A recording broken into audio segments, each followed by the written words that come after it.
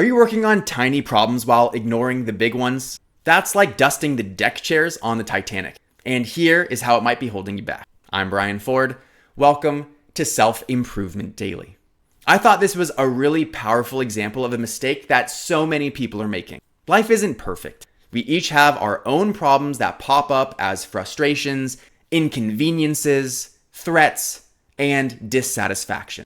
We want to fix these problems, but often do so in ways that just relieve the symptom of it rather than addressing the root cause. We call things like that Band-Aid solutions because it covers up the problem, knowing the real issue is something else under it. It's with that context that I want you to visualize someone dusting the deck chairs on the Titanic. You probably know the story, but the Titanic was a massive passenger ship that hit an iceberg and sunk. Imagine as the ship's going down and people are frantically boarding life rafts, one of the deckhands is dusting the deck chairs. That he's so oblivious to what's going on that he's spending time doing something that means virtually nothing. That's so insignificant. It's almost laughable. Now take a step back. Not to the same extent, but how might this be true in your life? In what areas might you be putting time, energy, and attention into one thing when there's something much, much bigger happening?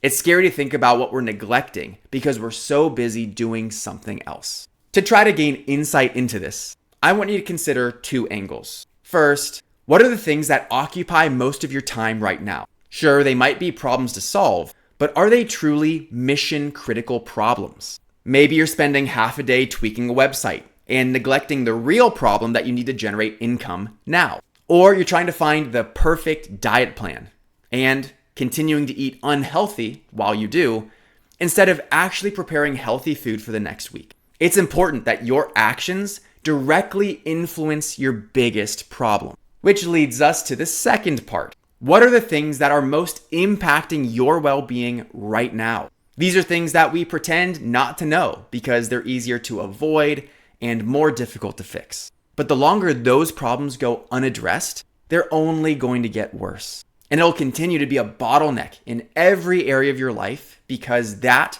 is the true constraint. It's silly to think that someone would spend their time dusting deck chairs as a ship is sinking. But then again, it's possible we're doing a version of that ourselves. It just takes some introspection to discover what that is, some courage to commit to doing something about it, and your first action step. I'm Brian Ford, and you grew today. Let's do it again tomorrow on Self-Improvement Daily.